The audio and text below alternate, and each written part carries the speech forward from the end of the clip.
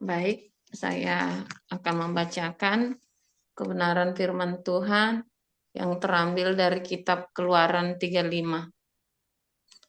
Beginilah pembacaan firman Tuhan.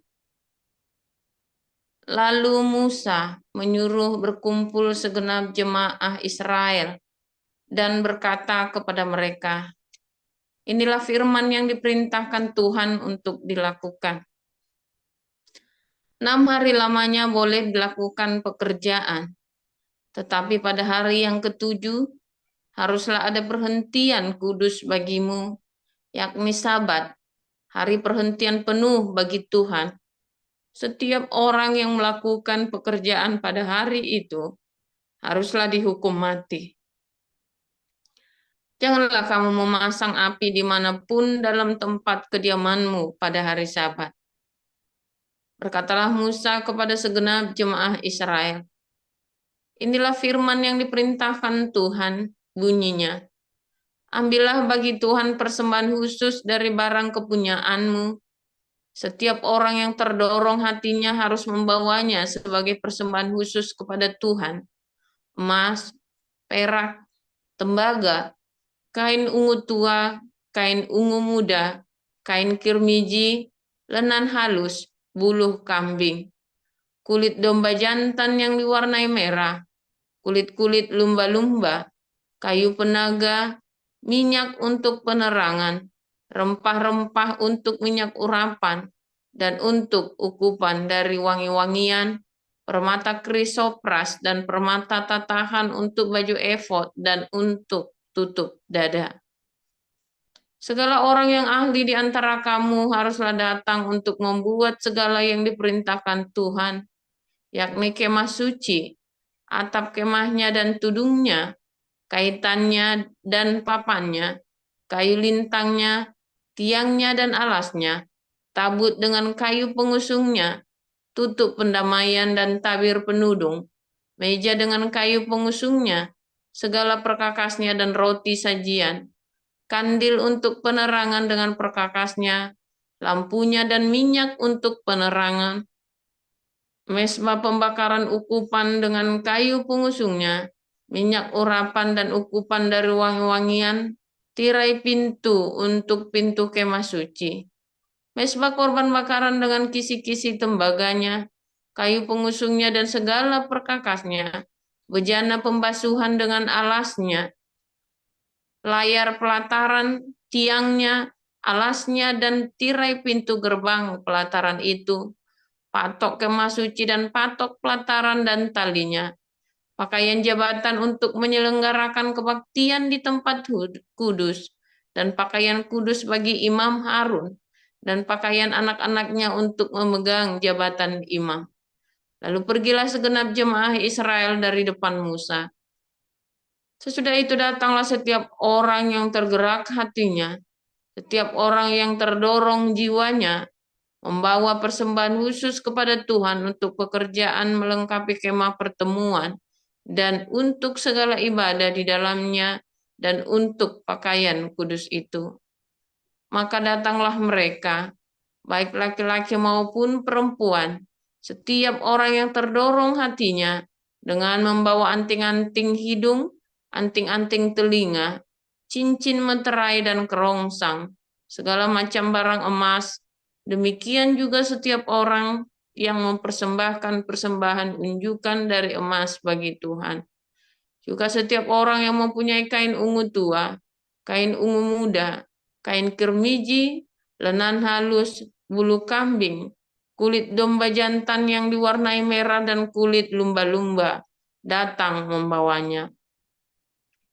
Setiap orang yang hendak mempersembahkan persembahan kudus dari perak atau tembaga, membawa persembahan khusus yang kepada Tuhan itu, dan setiap orang yang mempunyai kayu penaga membawanya juga untuk segala pekerjaan mendirikan itu. Setiap perempuan yang ahli memintal dengan tangannya sendiri dan membawa yang dipintalnya itu, yakni kain ungu tua, kain ungu muda, kain kirmiji, dan lenan halus. Semua perempuan yang tergerak hatinya oleh karena ia berkeahlian memintal bulu kambing, Pemimpin-pemimpin membawa permata krisopras dan permata tatahan untuk baju efod dan untuk tutup dada, rempah-rempah dan minyak untuk penerangan, untuk minyak urapan dan untuk ukupan dari wangi-wangian. Semua laki-laki dan perempuan yang terdorong hatinya akan membawa sesuatu untuk segala pekerjaan yang diperintahkan Tuhan dengan perantaran Musa untuk dilakukan. Mereka itu, yakni orang Israel, membawanya sebagai pemberian sukarela bagi Tuhan. Berkatalah Musa kepada orang Israel, "Lihatlah, Tuhan telah menunjukkan Bezalel bin Urir bin Hur dari suku Yehuda dan telah memenuhinya dengan roh Allah, dengan keahlian, pengertian dan pengetahuan dalam segala macam pekerjaan, yakni untuk membuat berbagai rancangan supaya dikerjakan dari emas, perak, dan tembaga, untuk mengasah batu permata supaya ditata, untuk mengukir kayu dan untuk bekerja dalam segala macam pekerjaan yang dirancang itu. Dan Tuhan menanam dalam hatinya dan dalam hati Aholiab bin Ahisamak dari suku Dan kepandaian untuk mengajar. Ia telah memenuhi mereka dengan keahlian untuk membuat segala macam pekerjaan seorang tukang, pekerjaan seorang ahli, pekerjaan seorang yang membuat tenunan yang berwarna-warna dari kain ungu tua, kain ungu muda, kain kirmiji dan lenan halus, dan pekerjaan seorang tukang tenun, yakni sebagai pelaksana segala macam pekerjaan dan perancang segala sesuatu. Demikian. Iya, selanjutnya Pak Yudi Resmana, silakan. Baik Pak, untuk pembacaannya 1 Korintus 3 ya Pak, apa yang? Iya, 1 Korintus 3, 1 sampai selesai. Oke. Maaf Pak Epeng, ada suara background nggak? Keganggu Ya, nggak Pak? suara kita dikerasin aja, suaranya lebih dikeras. Oke, baik Pak Epeng. Mari kita baca firman Tuhan yang diambil dari 1 Korintus 3. Dan aku, saudara-saudara, pada waktu itu tidak dapat berbicara dengan kamu seperti dengan manusia rohani, tetapi hanya dengan manusia duniawi yang belum dewasa dalam Kristus. Susulah yang kuberikan kepadamu, bukanlah makanan keras, sebab kamu belum dapat menerimanya, dan sekarang pun kamu belum dapat menerimanya, karena kamu masih manusia duniawi. Sebab jika di antara kamu ada iri hati dan perselisihan, bukankah hal itu menunjukkan bahwa kamu manusia duniawi dan bahwa kamu hidup secara manusiawi? Karena jika yang seorang berkata, aku dari golongan Paulus, dan yang lain berkata, aku dari golongan Apolos, bukankah hal itu menunjukkan bahwa kamu manusia duniawi yang bukan rohani? Jadi, apakah Apolos, apakah Paulus, pelayan-pelayan Tuhan yang olehnya kamu menjadi percaya, masing-masing menurut jalan yang diberikan Tuhan kepadanya. Aku menanam, Apolos menyiram, tetapi Allah yang memberi pertumbuhan. Karena itu yang penting bukanlah yang menanam atau yang menyiram, melainkan Allah yang memberi pertumbuhan. Baik yang menanam maupun yang menyiram adalah sama, dan masing-masing akan menerima upahnya sesuai dengan pekerjaannya sendiri. Karena kami adalah kawan sekerja Allah, kamu adalah ladang Allah, bangunan Allah.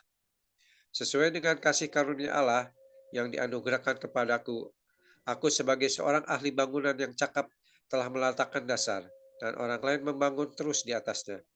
Tetapi tiap-tiap orang harus memperhatikan bagaimana ia harus membangun di atasnya. Karena tidak ada seorang pun yang dapat meletakkan dasar lain daripada dasar yang telah diletakkan, yaitu Yesus Kristus. Entahkah orang membangun di atas dasar ini dengan emas, perak, batu permata, kayu, rumput kering, atau jerami. Sekali kelak pekerjaan masing-masing orang akan nampak, karena hari Tuhan akan menyatakannya, sebab ia akan nampak dengan api, dan bagaimana pekerjaan masing-masing orang akan diuji oleh api itu. Jika pekerjaan yang dibangun seorang tahan uji, ia akan mendapat upah. Jika pekerjaannya terbakar, ia akan menderita kerugian. Tetapi ia sendiri akan diselamatkan, tetapi seperti dari dalam api. Tidak tahukah kamu bahwa kamu adalah bait Allah dan bahwa Roh Allah diam di dalam kamu? Jika ada orang yang membinasakan bait Allah, maka Allah akan membinasakan dia. Sebab bait Allah adalah kudus dan bait Allah itu ialah kamu. Janganlah ada orang yang menipu dirinya sendiri. Jika ada di antara kamu yang menyangka dirinya berhikmat menurut dunia ini, biarlah ia menjadi bodoh, supaya ia berhikmat. Karena hikmat dunia ini adalah kebodohan bagi Allah. Sebab ada tertulis, ia yang menangkap orang berhikmat dalam kecerdikannya. Dan di tempat lain, Tuhan mengetahui rancangan-rancangan orang berhikmat. Sesungguhnya semuanya sia-sia belaka. Karena itu, janganlah ada orang yang menegakkan diri. Diulang, karena itu janganlah ada orang yang memegahkan dirinya atas manusia. Sebab segala sesuatu adalah milikmu. Baik Paulus, Apolos maupun Kepas, baik dunia, hidup maupun mati, baik waktu sekarang maupun waktu yang akan datang, semuanya kamu punya. Tetapi kamu adalah milik Kristus dan Kristus adalah milik Allah. Demikian Pak Peng. Ya, terima kasih untuk para lektor, Ibu Sarma dan Pak Yudi Lesmana. Terima kasih. Kita akan mendengarkan renungan firman Tuhan dengan judul Pulih Bangunan di Israel. Silakan Pak Pastor.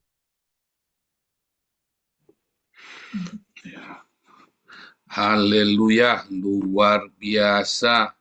Firman Tuhan selalu baru setiap hari. Ketika kita menanti-nantikan Tuhan dengan kesungguhan hati, saudara ya. Saudara, ketika kita belajar firman Tuhan, ya, setiap Anda ulang, pasti ada sesuatu yang baru, saudara ya. Ya, karena mau Anda hebatnya kayak apa, eksposisi satu itu ya, baca lagi pasti ada yang baru lagi. Kalau hatimu penuh dengan rema, saudara.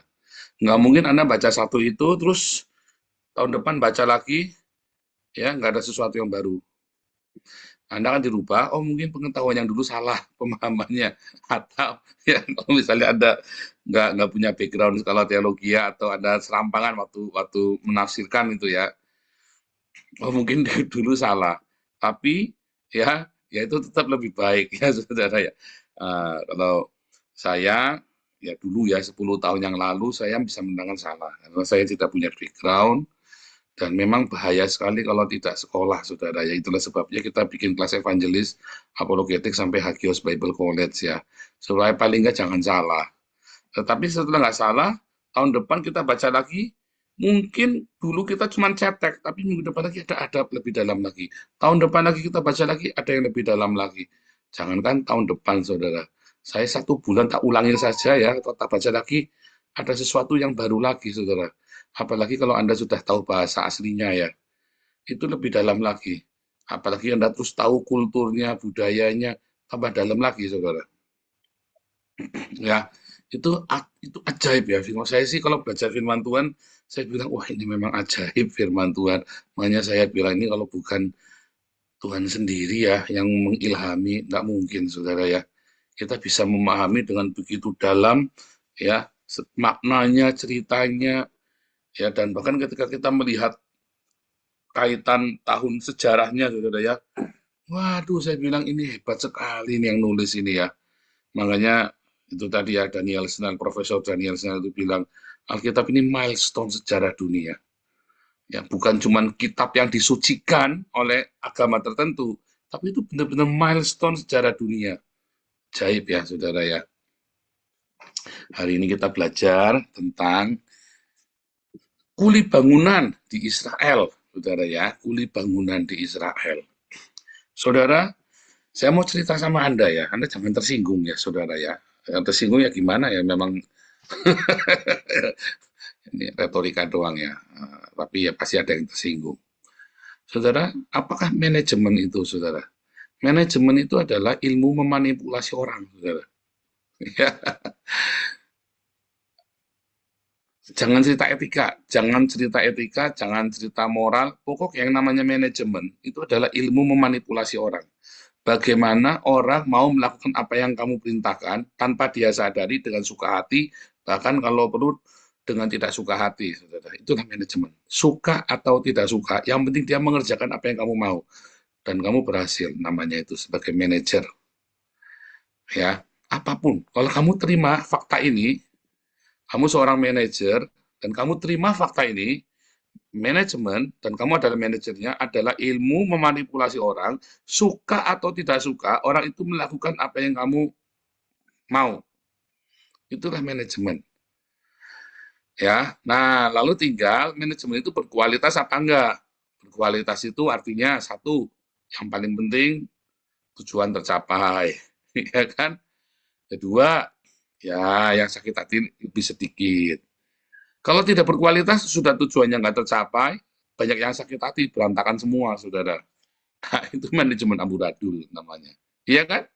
Itu kan manajemen kan? Nah, di dalam skala tertentu, yang namanya manajemen, ya, tidak peduli perasaan orang. Yang penting tujuan tercapai. Ya, itulah.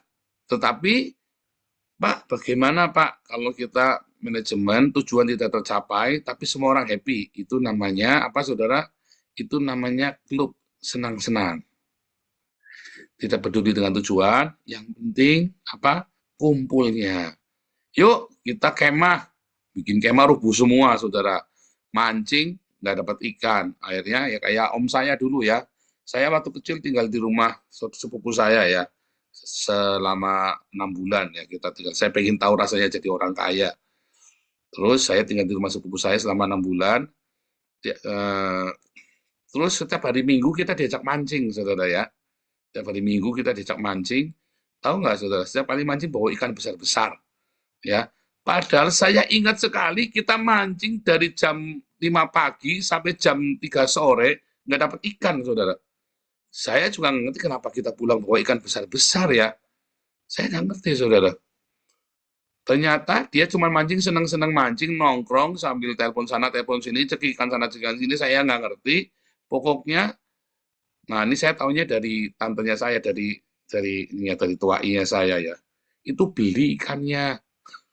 Nah, itulah manajemen juga, saudara. Yang penting kumpul sama teman-temannya dia, ya cekikan, ya bebas dari istrinya yang bawel, ya kalau perlu ada saksi supaya jangan dituduh selingkuh, ya saksinya ya saya sama anaknya dia sama saya kan, saksinya kan. Terus dia mancing kita sampai kepanasan cungar-cungir, ya mancing-mancing nggak dapat-dapat, ya. Ya, terus pokoknya setiap kali pulang pasti bawa ikan besar, besar sekali ya. Besar sekali 1 meter, saudara ya. 1 meter bawa ikannya, gila itu. Uh, beli nggak taunya, saudara ya. Itu juga manajemen, saudara ya. Juga manajemen juga. Nah, sekarang kita balik ya, saudara. Ketika membangun kemah suci, atau itu ayat tadi suka dipakai sama pendeta tuh buat kalau bangun gereja tuh. Jangan mau dibohongin. Jangan mau dibohongin, suruh mempersembahkan anting-anting apa segala macam, emas segala macam, motor masih kredit, mobil masih kredit, STNK-nya dimasukkan. Jangan percaya, saudara ya, jangan mau ya, saudara ya. Iya, jangan. Nanti kamu diberkati Tuhan, Tuhan gundulmu peang, jangan percaya, saudara. Kalau kamu berdiakonia pasti diberkati. Oh ini ngomong orang, saudara, saya dikasih nasihatnya sama pezinah, saudara ya. Orang ini punya istri, terus dia punya selingkuhan, ya. Terus dia cerita sama Pak Paul perpuluhan di gereja. Pak Paul mestinya belajar ini, Pak, sedekahan, Pak. Loh, saya kasih perpuluhan di gereja, Pak. Saya bilang begitu. Oh, salah, nggak ngefek, Pak. Percaya saya sedekahan, Pak. Saya ignoring ya, saya nggak peduli sama dia. Nah, ini. Zaman dulu kan saya fanatik, saudara ya, perpuluhan. Memang nggak ngefek, saudara. Jujurnya nggak ngefek. Begitu saya mulai belajar sedekah itu baru berasa, saudara ya. Sedekah kepada orang miskin itu. Perpuluhan di gereja itu tidak efek. Percaya saya, saudara. Kalau buktikan saja, kamu tahun ini jangan perpuluhan, semua perpuluhanmu itu, kamu belikan nasi bungkus, saudara. Kamu kalau tidak percaya, coba. Ya, perpuluhanmu ke gereja itu tidak efek. Kecuali gerejamu berdiakonia. Kecuali gerejamu berdiakonia dengan militan. Baru ngefek. Nah, gerejanya Bu Marta itu sama Bu Lili Sati itu kan. Itu berdiakonia, itu baru ngefek tuh, saudara. Kalau kamu gerejanya Gilbert, tak jamin nggak ngefek, saudara. Percaya saya, kamu coba deh.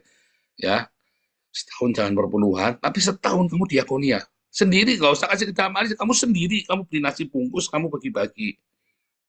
Jamin hidupmu diberkati, saudara. Ya, saya tahu dari situ ya, saudara, dari orang ini. Baru setelah saya ingat lama-lama, oh iya saya coba. Benar ya kita sedekah. Saya tadinya sedekah itu gara-gara saya sudah tidak ke gereja, saudara. Kami itu sedekah gara-gara kami tidak pergi ke gereja. Sehingga kita nggak mau kasih uang ke gereja, ya kita beli beras buat sedekahan. Gara-gara itu asalnya ya. Ternyata Tuhan ngajarin kita tentang diakonia. Dan ternyata setelah saya belajar teologi sendiri, semua saya belajar di sekolah, ternyata itu yang Tuhan kehendaki, saudara. Bukan kata dosen saya masih perpuluhan sampai hari ini. Tapi saya belajar sendiri, saya belajar sejarah, saya belajar fakta, kita realisasi, kita amatin, kita tunjukkan, kita bongkar bangkir semua.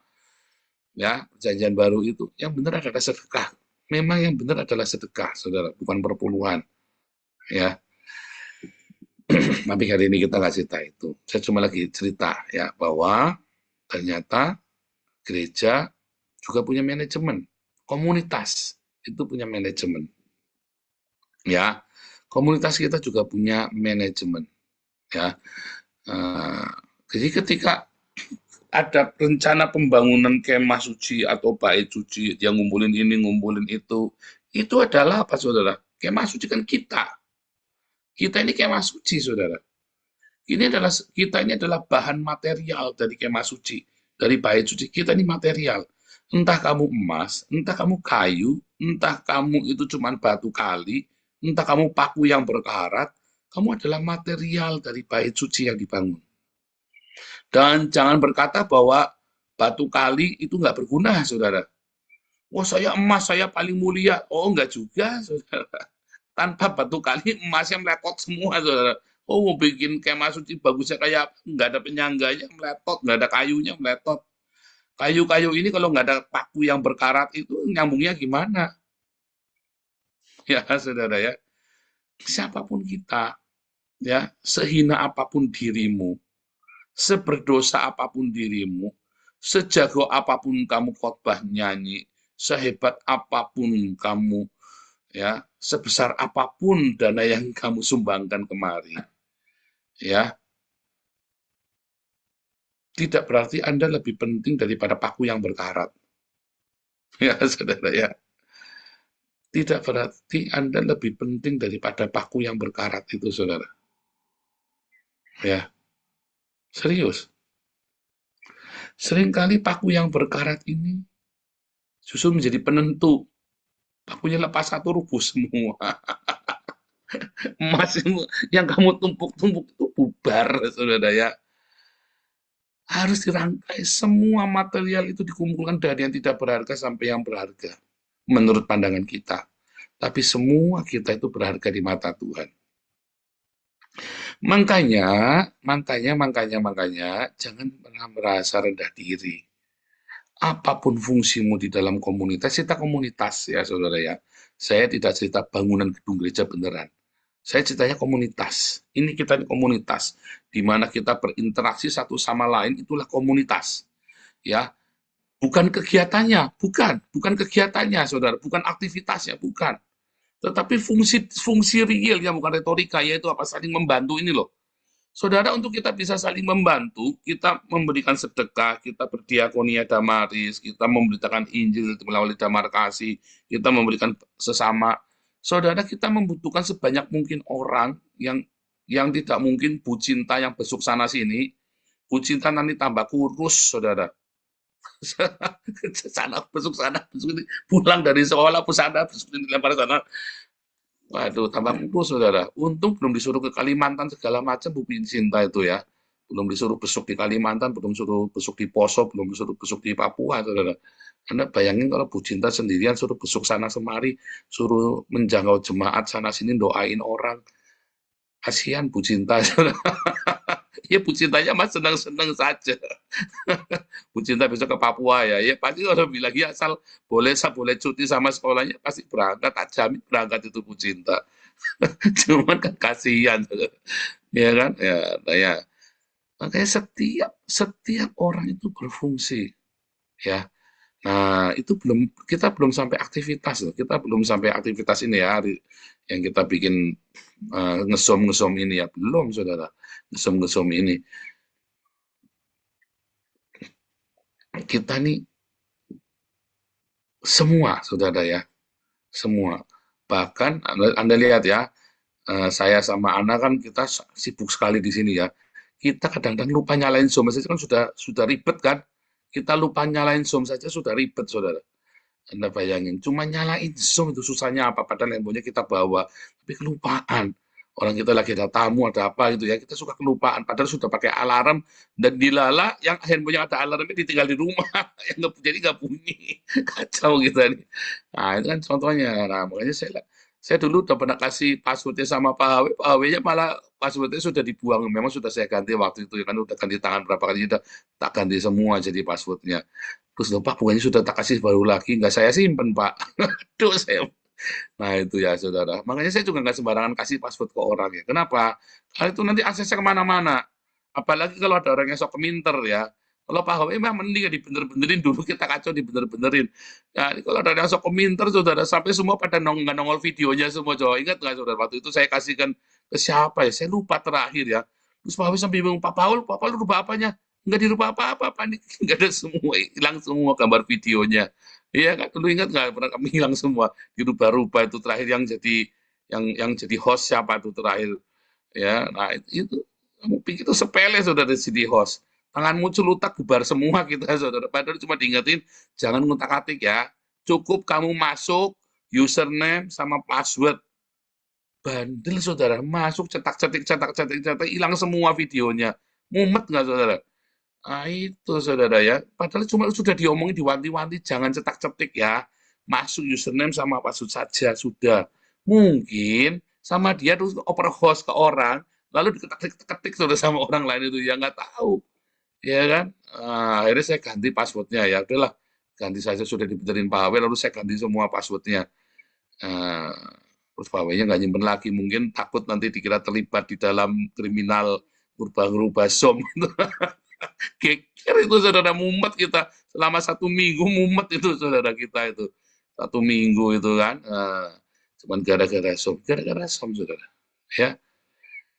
Apapun bagianmu itu penting ya, jangan minder. Juga kalau kamu bikin salah,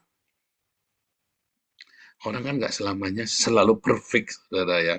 Anda ada bikin salah, Anda ada bikin kesalahan fatal atau kesalahan tidak fatal, atau maaf, saudara, Anda berbuat dosa. Ya, saya lebih senang Anda ngaku ke saya. Lalu kita bilang, ya tergantung kamu apa yang kamu perbuat. Loh, kalau kamu cuma nyontek ulangan, ya kamu nggak usah pray, saudara.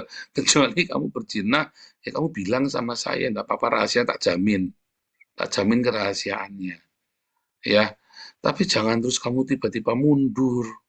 Itu namanya kamu pakunya bengkok itu, saudara. Biar paku berkarat bengkok, biar emasnya ternyata sudah tidak murni lagi. Ya kan? Biar besinya juga sudah. Jadi asal kamu jangan mundur, ingat-ingat ya, saudara ya, selama kamu tidak mundur dari komunitas, selama kamu tidak mutung, tidak mundur, tidak mutung, ya, kalau ada gesekan lumrah, pasti ada gesekan. Ya, pasti ada gesekan. Lumrah. Pasti ada kesalahan, selalu ada. Makanya saya selalu bilang, ya, kita harus punya room of error. Kita harus beri kesempatan orang lain untuk bekerja. Dan kalau bikin salah gimana? Makanya kita batasin salahnya supaya jangan kebablasan. Tapi kalau sudah salah, ya sudah. Dia juga sudah malu. Bikin salah saja di rame-rame begini sudah malu. Apalagi mau kamu gebukin lagi, saudara. Apa nggak harga dirinya habis?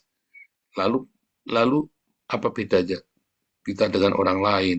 Percaya saya, dengan kamu punya room of error, ya, kamu akan nyaman, dan dengan nyaman dan penuh dengan kemurahan hati. Ya,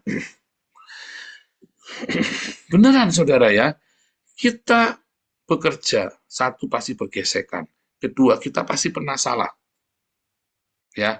Jangan kamu menjadi apa saudara algojo bagi sesamamu, ya.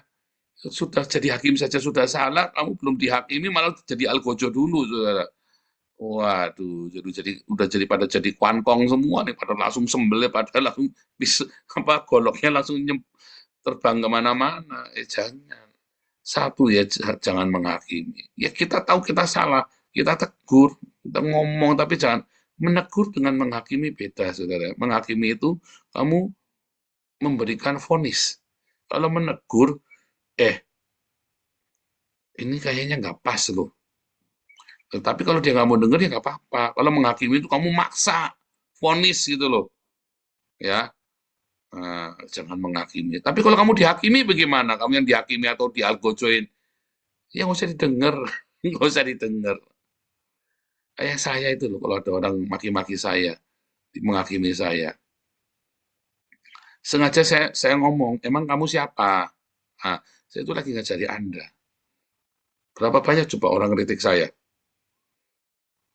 Emang kamu siapa ngeritik saya, nama muka janda berani? Nah, itu kan gitu nama muka. Tapi kalau dalam komunitas, maksud saya, ya kamu nggak usah terlalu dengar. Orang masuk kan ada ada ada orang-orang tertentu yang boleh kamu dengar. Tidak semua orang saya dengar, saudara. Kemarin kan saya bilang, kalau Pak HW yang ngomong ya saya pasti dengar, saudara. Nggak mungkin Pak HW ngomong terus saya bablas, tak tinggal begini bodoh amat. Nggak mungkin, saudara. Nggak mungkin. Pasti saya dengar. Mungkin saya memang salah, ya kan? Kalau Pak Kayan ngomong sama saya, pasti saya dengar. Nggak mungkin saya bodoh amat. Ya kan? Mungkin saya salah. Ya kan? Karena ini orang-orang yang terpercaya, yang aktif, dan selalu bersama dengan kita. Ya kan? Pulusi ngomong, pasti saya tak dengerin. Jangan-jangan memang salah. Coba saya tanya sama Ana, ya kan? Yang itu gimana, apa benar memang begitu? Katanya Pulusi ngomong, ya kan? Pasti saya dengar. Tapi tidak semua orang saya dengar sini, semua orang capek, saudara. Ada orang-orang tertentu yang sudah bersama kita senantiasa, kita dengar. Tetapi bukan berarti kita terus mereka menghakimi, kita terima pengakuannya, jangan. Kita terima sarannya, kita dengarkan. Belum tentu harus kamu lakukan. Beda ya. Kamu dengarkan sarannya. Belum tentu kamu lakukan, saudara. Kecuali itu fatal, saya pasti akan ngomong langsung. Kalau saya nggak ngomong, berarti nggak fatal, ya sudah. Kalau kamu mau berubah bagus, menyenangkan hati orang, tapi nggak mau berubah juga nggak apa-apa. Tapi kalau saya sampai ngomong atau Anda ngomong, itu pasti fatal. Artinya bahaya buat kita. Bukan berarti Anda salah keparat, bukan. Kalau kita ngomong, jangan berpikir bahwa Anda keparat salah gitu. Enggak, saudara. Kalau saya mau ngomong, artinya buat Anda dan buat kita, membahayakan Anda dan saya. Itu. Karena kita ini di media sosial. Jadi ingat-ingat, saudara ya, selalu ada ada gesekan. Saya ulangi ya, satu pasti ada gesekan. Dua pasti ada bikin salah. Makanya kita harus punya room of error. Ya, saya cerita room of error dulu ya. Nanti suatu hari, mungkin hari Minggu atau apa, saya akan cerita room of error khusus. Saya bicara room of error ya, saudara ya. Keempat, saudara, ya, selain ada salah ya berarti ada kesalahan teknis atau memang kesalahan Anda bikin salah, bikin dosa atau bikin apa ya. Yang ketiga harus ada room of error. Yang keempat, jangan mutungan, saudara. Jangan mutungan. Kita semua ya di dalam bangunan baik suci ini, kalau mutungan, kita ini repot, saudara. Gilirannya mau pasang baut, bautnya hilang, saudara. Ternyata sembunyi bautnya. Kita repot, kita mau pasang talinya kemana, nggak taunya talinya sembunyi, kita repot, saudara. Jangan mutungan. Kenapa? Ketika kamu mutungan saja itu menunjukkan bahwa kamu nggak rendah hati. Dari sisi kita sudah tahu, ini kurang rendah hati nih, mutungan. Ya, tapi juga kalau guyonannya kira-kira, jangan kelewatan. Ini biasanya orang yang guyonannya kelewatan, biasanya suka mutungan. Orang yang guyonannya kelewatan itu biasanya suka mutungan. Saudara. Saya di Salatiga dulu pernah ada salah satu senior kami yang seneng nggak sakin orang, saudara ya. Suatu ketika dia ngasakin orang itu udah kira-kira ya, sampai ya kita orang-orang dari Tegal kan kita dari kampung, saudara ya, sampai kita kadang-kadang sampai aduh kita diem aja sampai digasakin gitu. Suatu ketika saya kan sebenarnya jago gasakin, saudara ya. Saya tuh kalau udah gasakin orang pedes sekali, saudara ya. terus tegasakin ya, orang ketawa semua nertawakan dia kan, dia marah-marah saudara. Oh, tegasakin terus ya, sampai waktu itu saya benar-benar tegasakin sampai dia tuh mukanya merah semua, saudara. Gantian teman saya balas dendam, itu saya benar-benar balas dendam. Nah, suatu ketika dia benar-benar marah, terus dia ngomong, weh ngene, weh, tak kepret, weh. Kita kaget semua, dia marah beneran, saudara ya. Nah, terus saya ngomong, nah kamu ya, kamu nggak sakin orang enak sekarang gantian tak gasakin, kamu ngoceh-ngoceh kamu. Kamu berapa banyak korban kamu tuh pada sakit hati sama kamu. Giliran kamu digasakin, kamu ngomel-ngomel kamu sama saya. Nah, gitu, saudara. Kita mesti belajar, saudara. Saya belajar ngapain dulu, karena kita dulu dari underdog ya. Saya waktu masuk Salatiga, kita persekutuan doa, mereka pikir kita ini persekutuan doa ecek-ecek, oh enggak, saudara. Kita dari 7 orang jadi 500 orang, itu enggak ecek-ecek. Sementara jemaatmu cuma 200 saja, nggak nambah-nambah. Serius, saudara, kami pelajar SMA 500 orang, dia mahasiswa 200 orang aja nggak nambah-nambah. Jadi kita lebih gede dari dia sebenarnya. Cuman karena dia itu, wah sudah kok nasional, banyak kemana-mana, jadi rasanya hebat. Nah, kitanya underdog, saudara ya. Masih apa namanya, masih pelajar SMA kampungan, ngomong aja masih ngapak-ngapak, khotbahnya aja ngapak-ngapak, saudara. Dulu saya nggak ngerti. Terus saya nggak ngerti ya. Kita merasa kecil apa, padahal kita lebih besar, saudara ya. Begitu datang kita kumpul, dia kaget, jumlahnya banyak banget kita ya. Dia kaget sampai kaget-kaget kalau kita kumpul segitu banyak, saudara ya. Nah itu, saudara ya, kadang-kadang orang-orang ini nggak sakit, dia nggak tahu. Saya ingat sekali ya, ini cerita beneran ya, si Sofyan ya, Sofyan itu pendetanya. Ini saya diceritain sama orang di Haifa. Sofyan ini pernah sekolah di Haifa, saudara, pernah punya Abalov itu ya. Sofyan ini pernah sekolah di Abalov, pernah di Haifa. Yang cerita ini orang Haifa ya. Saya nggak kenal Sofyan, saya kenalnya sama Samiton. Saya tidak kenal sama Sofyan ya. Tapi si orang Haifa ini dia cerita, namanya Peter. Peter itu gembalanya di Haifa. Dia cerita tentang Sofyan. Sofyan itu pernah kerja di sana, sekolah, terus saya ingin melayani, dia bilang kan. Terus dia melayani, saudara. Saudara jadi apa di sana, saudara? Jadi tukang bersih, apa namanya, angkut-angkut kursi itu loh. Ini Sofyan ini sekolah di Haifa ini, Sofyan ini sudah jadi gembala di Abalov ya, sudah jadi Abalov yang gede maglong-maglong itu sudah jadi itu ya. Karena itu kejadiannya baru kemarin, masih belum lama ya, saudara. Terus si apa namanya, ya melayani begitu, nyapu, natani kursi, gitu ya. Terus suatu ketika Sofyan udah pulang ke Indonesia, si ya Pak Sofyan ini terus si Peternya diundang khotbah di Abalov. Datang 20.000, si Peternya kaget. Di Haifa itu, di Kehilat Karmel itu, yang YouTube-nya pernah saya tunjukkan ke Anda ya, ya itu jemaatnya paling cuma 500, saudara ya. Masuk jemaatnya 20.000, dia kaget. Ternyata Sofyan ini salah satu gembala di gereja itu ya, saudara ya. Terus si Peter ini cerita, saya nggak nyangka dia itu jemaatnya banyak sekali, saya suruh angkut-angkut kursi. Terus kemarin saya datang sama si ini ya, sama pendetanya, siapa sih, lupa lagi namanya kan. Saya bilang, Pastor, saya mau ikut pelayan di tempatmu. Ya, saya bilang, Pastor, saya ikut pelayan tempatmu. Dia ragu-ragu, dia sekitar batu, saudara. Dia orang Indonesia bilang pelayanan, kita suruh nyapu, nggak tahunya cuma dia gede, sageden-geden. Dia juga, nah ini ya, saudara ya. Yang saya cerita ini gini loh, jangan mutungan, saudara ya. Jangan mutungan, jangan menganggap orang, tapi juga Anda jangan menganggap orang remeh. Anda belajar, sekalipun dia hanya sekrup, sekalipun dia hanya paku yang berkarat, ya, dan kamu adalah emas yang murni itu, kamu jangan pernah anggap sekrup itu remeh, saudara. Tahunya sekrupnya, ya, penentu hidup matimu, saudara. Kita nggak ngerti loh, saudara ya. Tahunya sekrupnya adalah penentu hidup matimu. Kita nggak pernah ngerti, ya. Saya senang ya, saudara. Saya dulu sering dianggap underdog ya. Tapi ternyata saya selalu jadi juru kunci, saudara. Menentukan nasibnya orang. Ya, tapi sombong, itu ada kesombongan ya. Saya jadi juru kunci menentukan nasibnya orang. Ya, saudara ya. Jadi Anda jangan mutungan, tapi juga jangan kalau guyonan itu dihitung. Ya. Kedua, juga kalau kita lagi dalam satu komunitas. Jangan ngeremehin orang, saudara. Jangan ngeremehin orang, hati-hati. Ya, saya dari keluarga miskin. Ya, saya dari keluarga miskin, kere, ya. S1 saya pun hanya agriculture ya, apa namanya agroteknologi. Ya pertanian tapi agroteknologi lumayan lah ya. Tapi itu juga sekolah gampang, saudara. Saya sekolahnya sambil tidur aja bisa itu. Agroteknologi sekolah sambil tidur, saudara bisa ya. Sekolahnya gampang. Tetapi ketika saya diremehkan oleh orang-orang ini, saya jadi juru kuncinya. Ya, tiba-tiba saya jadi kepala cabangnya dia sampai kaget ya. Saya datang ke sana ucuk. Wah, ini orang ngeremehin saya segala macam. Saya datang sekali, datang kedua kali, yang ketiga kali saya diperkenalkan sebagai kepala cabang, saudara. Wah, kaget semua mereka. Mereka dulu menghina-hina saya, saudara. Saya selalu jadi juru kunci, ya.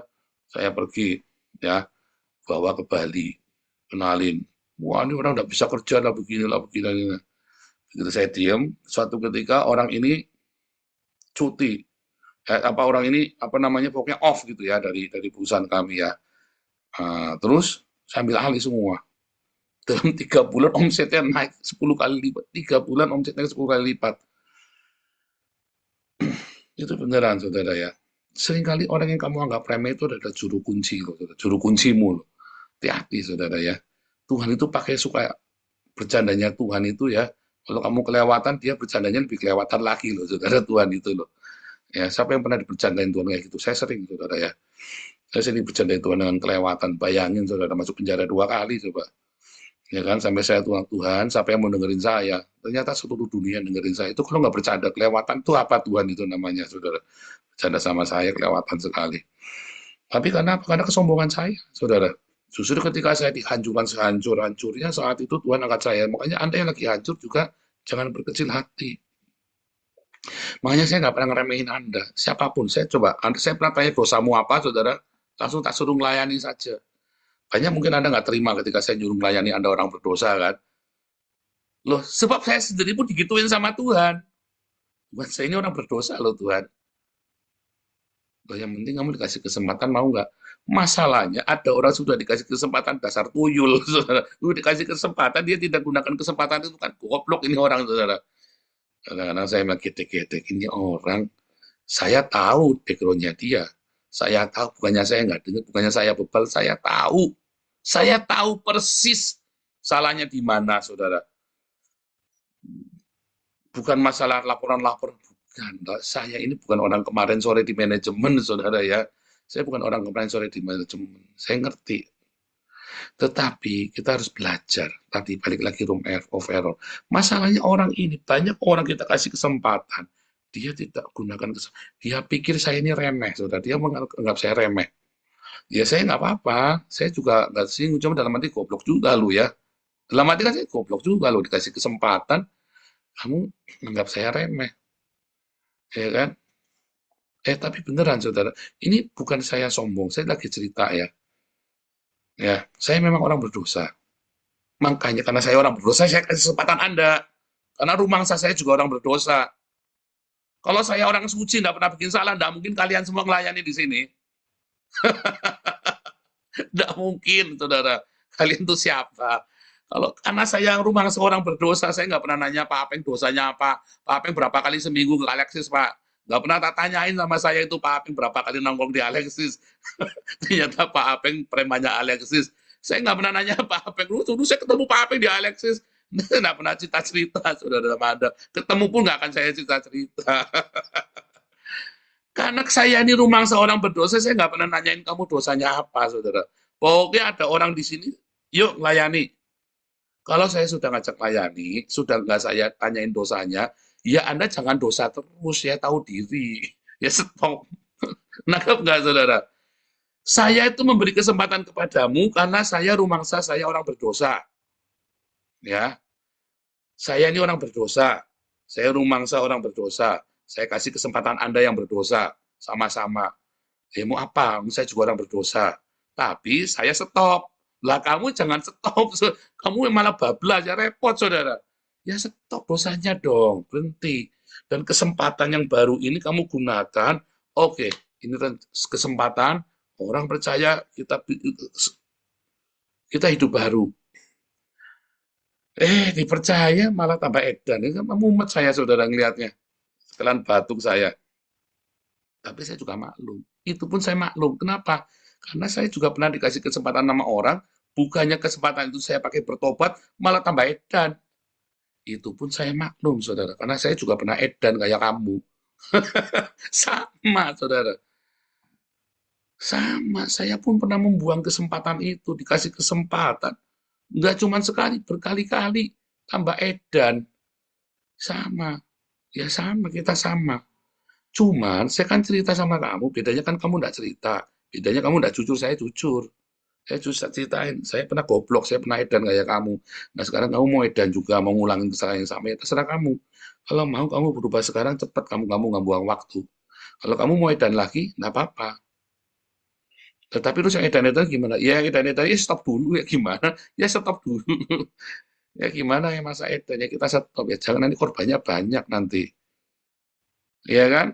Nah, begitu ya saudara. Jadi belajar, kita ini adalah sebuah bangunan bait suci. Tahu dirilah kita ini semua orang berdosa, ya. Makanya ya saudara ya, ingat-ingat jangan mutungan dan harus punya room of error. Kalau Anda punya salah, cepetan diperbaikin. Dan pasti ada gesekan satu sama lain. Pasti terjadi. Ya. Yang paling penting apa saudara? Punya cinta. Ya, ada kemurahan hati. Ya kan? Jehovah, Jehovah, Rechem Vekanun. Ya, Anda ingat-ingat tuh kata, wah saya mengkonstruksi waktu Jehovah itu menggema ya di belakangnya Musa itu ya di tengah awan yang pekat itu ya. Wah saya mau bergidik saudara, Jehovah, Jehovah Rechem Vekanun yang penuh dengan apa? Yang penuh dengan rahmat, yang penuh dengan rahim, yang penuh dengan mercy and grace. Dan kamu hanya bisa merasakan mercy dan grace itu kalau kamu memberikan ke orang lain, saudara. Makin kamu berikan ke orang lain, maka dikali 100, saudara, untukmu. Dan kamu akan mendengar di belakangmu setiap hari, saudara ya. Jehovah, Jehovah, Rechem Vekanun, mercy and grace untukmu, saudara. Orang-orang punya room of error-nya besar, saudara. Waduh, saudara, apa saja dia bisa lakukan, saudara. Iya kan? Nanti kapan-kapan kita cerita room of error. Anda kalau punya uang banyak, ya, Anda bikin salah, Anda bikin perusahaan bangkrut, bikin lagi bangkrut, 100 kali pasti Anda jadi, nggak mungkin nggak jadi. Ya, suatu ketika pasti jadi, karena kamu room of error yang punya luas. Masalahnya kita tidak punya room of error yang besar, kita punya ada batasan room of error. Hanya seberapa besar room of error itu. Ya, saudara ya. Jehovah, Jehovah, Rechem Vekanun. Ingat-ingat ya. Itulah bagaimana kita membangun bait suci. Tuhan Yesus memberkati.